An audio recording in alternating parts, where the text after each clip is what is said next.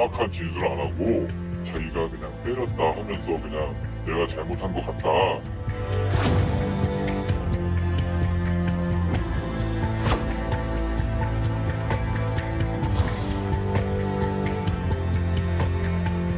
사랑하는 사이였다는 이런 적시 또한 가중의 요소로 참작함이 더 타당하지 않았나.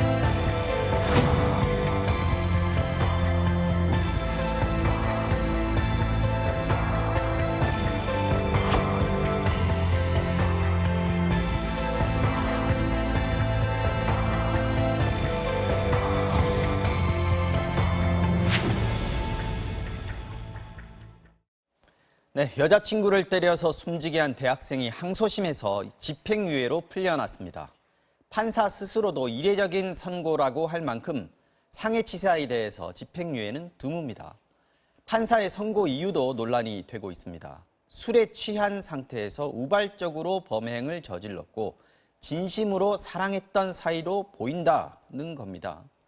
데이트 폭력의 심각성, 엄벌의 필요성이 점점 강조되고 있는 사회적 흐름에 거꾸로 간 판결 아니냐는 비판이 일고 있습니다.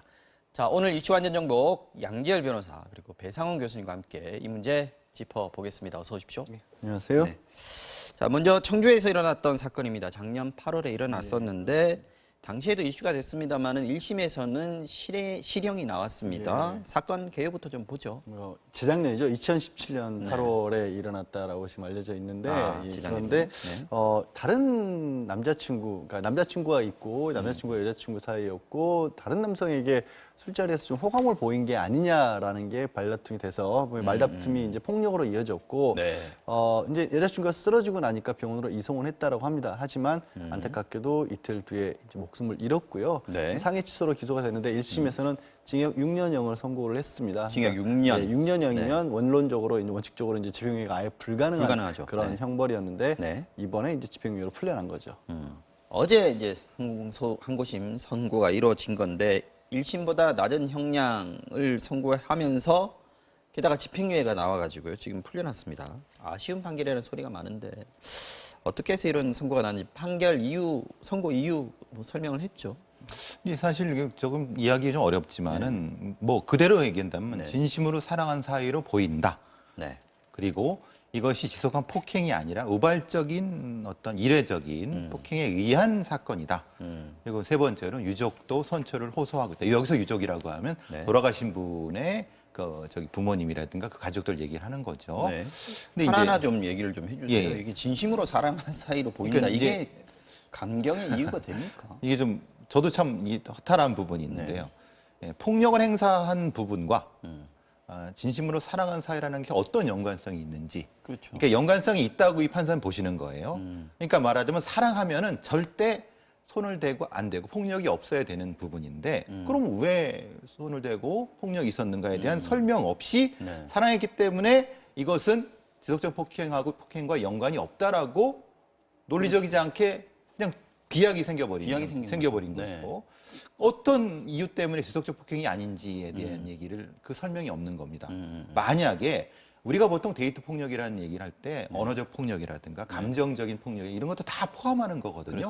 그런 것이 간헐적으로 어떤 지점에 존재했을 거라는 것에 대한 설명 없이 단지 물리적인 폭행이 요번 한 번뿐이 없었다라고 하는 것만 가지고 우발적이다. 이건 논리적으로 또 비약이라는 겁니다. 두 번째고 세 번째 유족 선처라고 하는 건 사실은 이것은 뭐 어떤 재판 과정에서 보통 이런 걸 프로파일러들 입장에서는 이걸 명예살인의 영역에 들어가는데 말하자면은 여성이 특정한 어떤 부정한 짓을 저질러 갖고 이게 특정하게 사고가 발생했을 때 사고라고 표현하겠습니다. 발생했을 때 여성 쪽에 있는 가족들이 이 여성을 보호하기 위해서 그 사건을 그냥 무마시키려고 하는 그런 심리적인 요소가 존재하거든요. 그렇기 때문에 당연히 유족 입장에서도 그냥 이제 선처를 호소하는 방향으로 간 것을 진심에 어리게 가해자를 용서했다는 형태로 또 비약했다는 겁니다. 그러니까 세 번의 비약이 이 판결엔 나타났다는 거죠. 양지열 변호사께서는 이번 선고 이유, 판사의 선고 이유 보시고 어떤 생각하셨는지?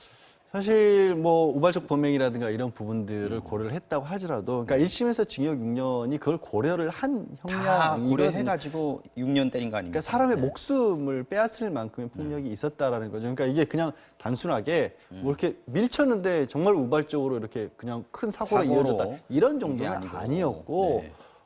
사람의 목숨이 위험할 수도 있을 만한 정도의 상해가 가해졌고 실제로 병원에서 치료를 했는데도 불구하고 목숨을 잃었단 말이에요.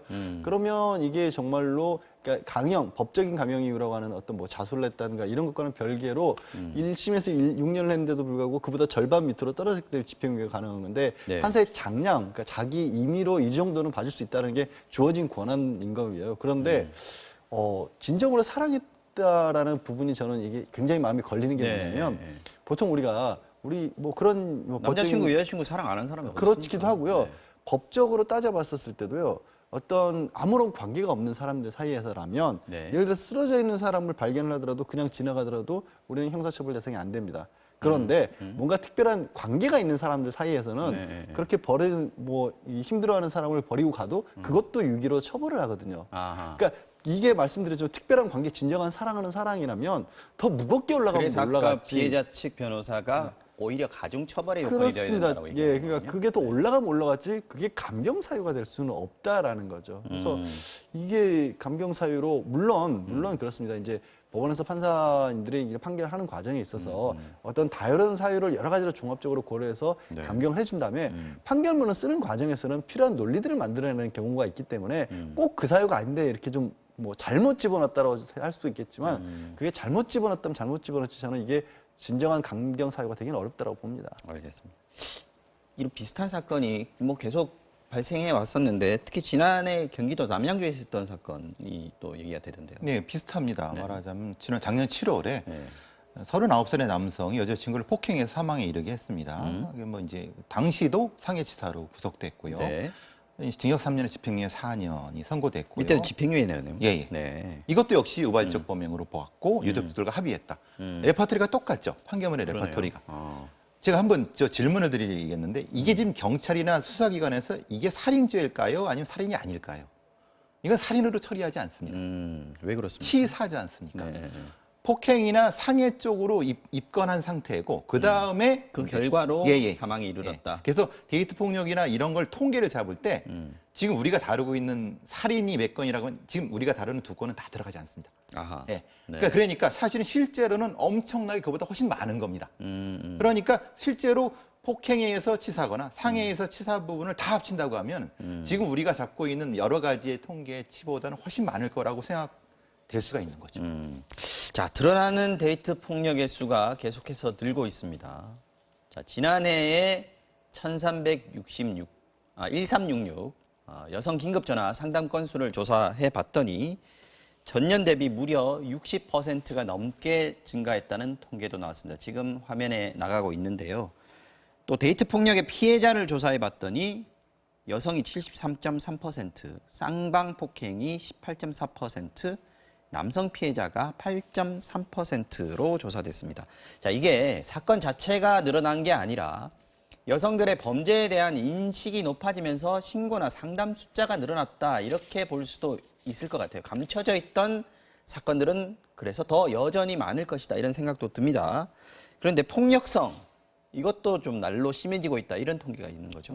사실은 이제 검거를 해서 사건화한다. 그러니까 사실은 어떻게 정확하게 처음부터 데이트 폭력이라는 법이 있는 건 아니지 않습니까? 그렇죠. 뭐 말씀하신 것처럼 상해나 폭행이나 아니면 뭐 그 이후에 상해 치사 이런 식으로 넘어가는 건데 그 중에서 경찰이 그래도 의무적으로 분류를 해본 결과 매년 40건 이상이 사건화가 된다라는 겁니다. 그러면 정말 사건화 많습니다. 그렇죠. 사건화가 되지 않고 왜 아시다시피 폭행 같은 경우에는 단순하게 서로 합의만 보면 아예 형사처벌에 안 넘어가잖아요. 그런 정도의 건수까지 생각을 해본다면 이보다 훨씬 많은 일들이 벌어지고 있다는 게 상식이 맞을 것 같고 네. 실제로는 이제 뭐 살인의 정도까지 이르는 경우 그 경우도 매년 100건이 넘는다라는 거예요. 사실으로 이루어지는 예. 게 100명. 그러니까 그렇게 본다라고 한다면 굉장히 말씀하신 것처럼 이제 언론에서도 그렇고 강조를 해서 신고식이 늘어났다. 그래서 예전보다는 알려지는 게 많아서 그러니까 비슷한 숫자였지만 그 드러나는 게 많아져서 그러면 좋아지느냐.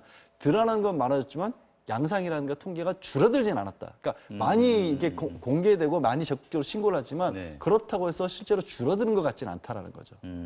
이게 참 묘한 현상인 겁니다. 사실 신고가 많아져서 사회에서도 굉장히 이걸 강조를 하게 되면 범죄 자체가 줄어야 되는 거 아니겠습니까? 그런데 이제 문제는 이런 일이 벌어지게 되면 실무에서 처리할 때는 이렇게 하죠. 보통 데이트 폭력이라든가 이제 누구가 남성이 여성을 이제 폭행을 해서 어떤 신고가 돼서 이렇게 처리가 되는 과정에서 그 자체가 폭행, 그러니까 반의사 불벌죄가 되는 거죠. 합의하세요. 합의를 기다리는 형태. 근데 이제 그 다음에의 처리는 이게 통계에 안 잡히는 겁니다. 그렇죠. 통계에 안 잡히는 거기 때문에 아까 제가 말씀드린 것처럼 사건 자체가 없어져 버리는 겁니다. 거죠. 아예 이 초기 단계의 그 발생률 자체가 낮아져 버리는 거고 사실 근데 2014년 이후에는 매년 증가하고 있고 근데 문제는 이제 구속률은 3.8%밖에 안 된다고 하는 것은 결국은 사법적인 관행, 수사에서의 관행도 분명히 무엇인가가 변해야 된다.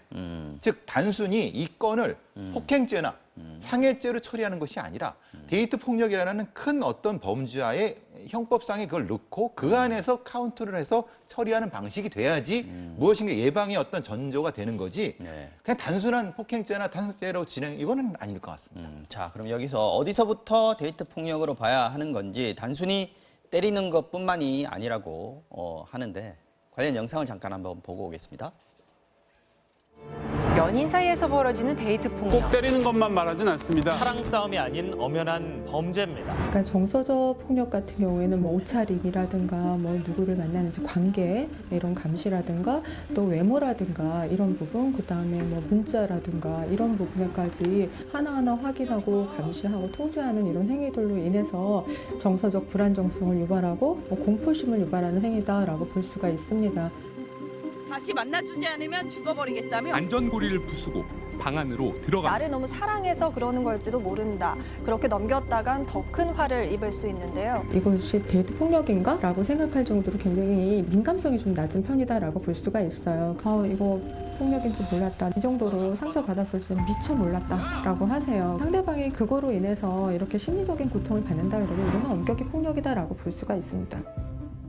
네, 자, 양 변호사님, 지금 지난번 안희정 지사 재판 때 나왔습니다만은 대법원이 성인지 감수성 이 부분 상당히 강조를 하고 있는 거 아니겠습니까? 그런데 지금 데이트 폭력 관련한 일선 법원들의 판결을 보면 거기가 조금 못 따라오고 있는 거 아닌가 이런 생각이 듭니다. 뭐 구성률도 그렇고 조금 전에 다뤘던 뭐 직접적인 사망 사고의 경우에도 그렇고 네. 그런 생각을 할 수도 있고요.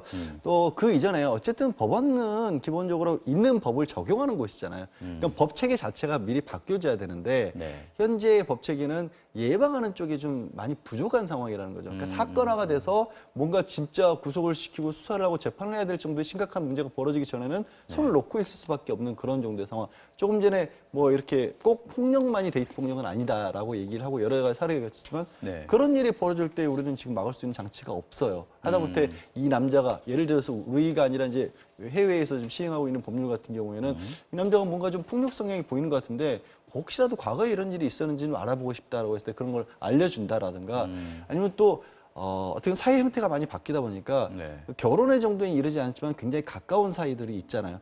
그런 사이들 같은 경우 가정폭력에 관한 법률도 또 보호를 못 받거든요. 그렇죠. 그런 경우에는 사각지대네. 예, 가정폭력 정도가 되면 우리 경찰도 그렇고 법도 있지만 그런 어떤 뭐 관계, 그냥 동거관계 이런 관계에는 또 보호장치가 없단 말이에요. 그러니까 그런 부분들에까지 좀 예방장치를 포함하게 넓혀놓지 않으면 법원에만 이걸 뭐 엄격하게 처벌해 주십시오. 이걸로 해결될 문제는 아니라는 거죠. 알겠습니다. 자, 여기까지 듣고 다음 이슈로 넘어가 보겠습니다.